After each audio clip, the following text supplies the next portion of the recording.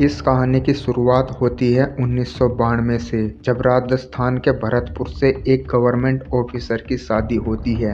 कई सालों बाद उसके घर पर एक छोटी बच्ची जन्म लेती है और यहीं से इस सारे क्राइम की जड़ शुरू होती है। आपको बता दें कि थोड़े सालों बाद जब ये बच्ची बड़ी हो जाती है तो इस इंसान ने अपने खुद की पैदा की गई बच्ची के साथ कुकर्म करना शुरू कर दिया था। आप सोचिए कि एक गवर्नमेंट ऑफिसर की मेंटलिटी कितनी गिर सकती है कि वो अपने खुद की बच्चे के साथ ये काम करता है। और आगे आपको ये भी बताऊंगा कि उसकी मदर क्या कर रही थी। पर उससे पहले जान लीजिए कि ऐसे ही एक दो और साल बाद उनके घर पर एक और बच्ची जन्म लेती है और 2-3 साल बाद एक और बच्ची। और ये चीज सुनकर तुम लोग चौंक जाओगे कि इस टाइम तक जब तीनों बच्चा बड़ी हो गई तो वो इंसान इन तीनों बच्चों के साथ कुकर्म करना शुरू कर देता है। हैवानियत का स्तर इतना ज्यादा बढ़ चुका था कि उसके साथ उसकी खुद की पत्नी हेल्प करती थी ये कुकर्म करने के लिए। एक बार सोचिए कि वैसे तो हम सोचते हैं कि बाहर समाज कितना गंदा है, पर एक मदर और फादर अपनी ही बच्चियों के साथ कितना ज्यादा गिर सकते हैं।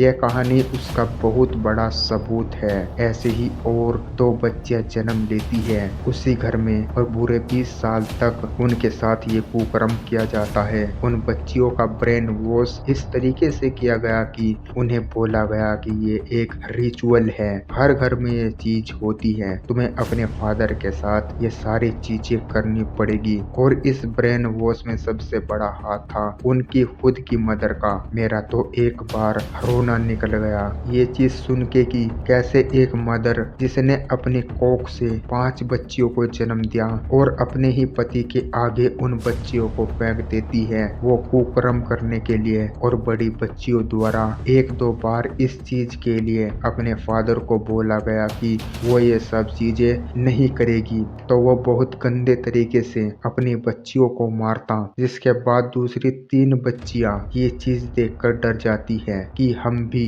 अपने फादर को इस चीज के लिए ना नहीं करेंगे, अगर हमने ना की तो हमें भी गंदी तरीके से पीटा जाएगा। और बड़ी बच्ची अभी मैच्योर हो चुकी थी और मेंटली वो इतना ज्यादा खराब थी कि एक दिन स्कूल जाकर उसने अपने प्रिंसिपल को ये सारी चीजें बता दी। और प्रिंसिपल सीधे उसके मदर को कॉल करती है कि आपके पति आपकी बच्चियों के साथ ये सारी चीजें करते हैं, आप उन्हें रोकती क्यों नहीं। तो उसकी मदर का जवाब सुनकर तुम्हारे रोंगटे खड़े हो जाएंगे, क्योंकि उसकी मदर बोलती है कि हमारी बच्ची आज सुबह अपने फादर से मोबाइल फोन की मांग कर रही थी जो वो उन्हें नहीं दिला पा रहे हैं। आपको वह स्कूल में ऐसी ऐसी चीजें जाकर बता रही है, ऐसा कुछ भी नहीं है, मैं इनकी मदर हूँ, इसी घर में रहती हूँ, मेरे सामने ऐसी चीजें कभी नहीं हुई। और ये चीज सुनकर प्रिंसिपल हंस पड़ती है और उस बच्चे को डांट देती है कि तुम्हें फोन इस उम्र में नहीं मिलेगा, जाओ अपनी क्लास में जाओ और पढ़ाई शुरू करो। ऐसे ही कुछ और साल बीतते हैं और अब इस इंसान के पोती ने भी जन्म ले लिया था। एक दिन वो 5 बच्चियां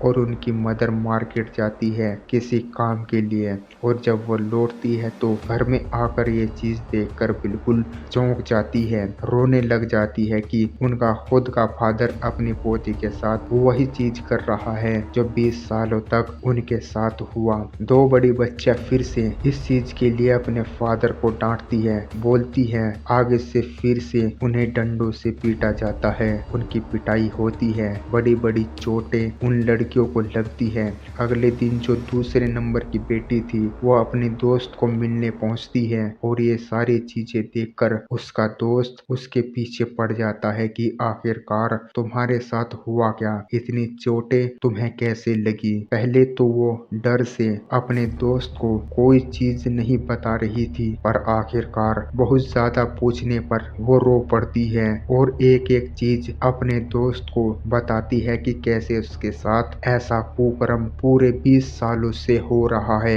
जिसके बाद उस लड़की को वो लड़का हौसला देता है कि मैं तुम्हारा साथ दूंगा, अगर ऐसी चीज फिर से होने लगे तो तुम मुझे बताना और हम पुलिस को लेकर जाएंगे, तुम्हारे फादर को पकड़वा देंगे। तो ऐसे ही हुआ। अगले ही दिन वो इंसान सरेआम अपनी पोती के साथ कुकर्म कर रहा था। और ये चीज देखकर उन दोनों बड़ी बच्चियों का खून खोल गया और वो अपने उस दोस्त को कॉल करके बताती है कि वो अभी उनका फादर अपनी पोती के साथ ये काम कर रहा है। तो वो भला इंसान पुलिस स्टेशन जाता है, पुलिस को लेकर उस घर पर पहुंच जाता है और पुलिस उसे रंगे हाथों उस इंसान को पकड़ लेती है। जिसके बाद उन 5 बच्चियों के बयान लिए जाते हैं और बयानों के बिहाफ पर उनकी मदर को भी पकड़ लिया जाता है। किसी ने भी नहीं सोचा था कि कैसे उनके खुद के माँ बाप उनकी पूरी जिंदगी बर्बाद कर देंगे। ये तो थी एक फादर की कहानी।